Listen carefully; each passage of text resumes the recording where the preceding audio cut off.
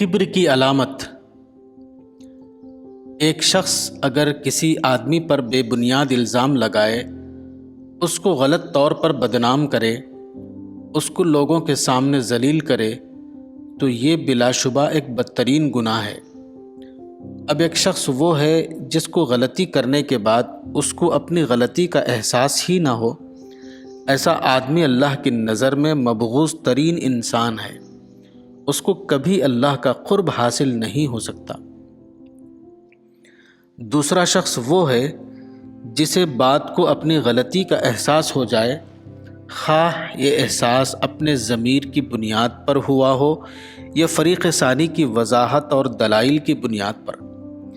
اب یہ شخص اگر ایسا کرے کہ اپنے ظاہری رویے کو بدل لے اور فریق ثانی سے دوبارہ اپنے تعلق کو بحال پیچ اپ کر لے، تو اس کا ایسا کرنا صرف ایک سماجی فعل ہوگا، دینی معنوں میں وہ کوئی عبادتی فعل نہ ہوگا۔ جب کوئی شخص مذکورہ قسم کا مجرمانہ فعل کرتا ہے تو یہ دراصل کبر کی نفسیات کی بنا پر ہوتا ہے۔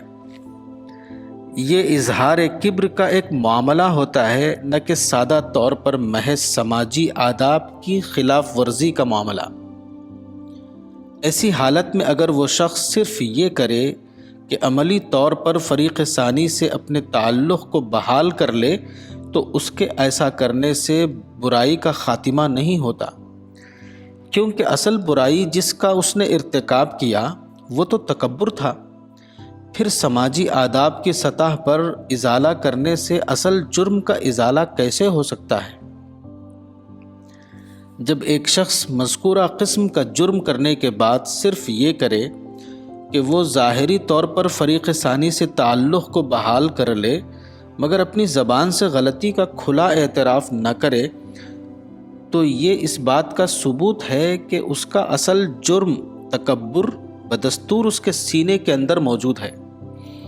کیونکہ اگر اس کا دل تکبر سے خالی ہوتا تو اس کو اس وقت تک تسکین نہ ملتی جب تک وہ اپنی زبان سے اس کا اقرار نہ کر لیتا۔ قولی اعتراف آدمی کے متواضع ہونے کا ثبوت ہے، اور قولی اعتراف نہ کر کے ظاہری تعلق کو بحال کرنا اس بات کی علامت ہے کہ آدمی متکبرانہ نفسیات میں جی رہا ہے، وہ اپنے کبر کے بت کو توڑنے کے لیے تیار نہیں۔ اس معاملے کی ایک مثال قرآن کریم کی سورہ نمبر 12 میں ملتی ہے۔ امرأت عزیز نے حضرت یوسف علیہ السلام پر ایک بے بنیاد الزام لگایا۔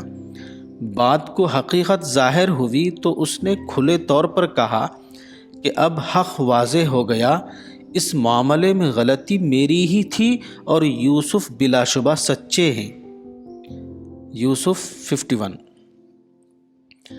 حق کی وضاحت کے بعد اگر امرأت عزیز صرف یہ کرتی کہ ظاہری طور پر اپنی روش کو درست کر لیتی اور زبان سے اس کا اعلان نہ کرتی، تو اس کا جرم کبھی ختم نہ ہوتا۔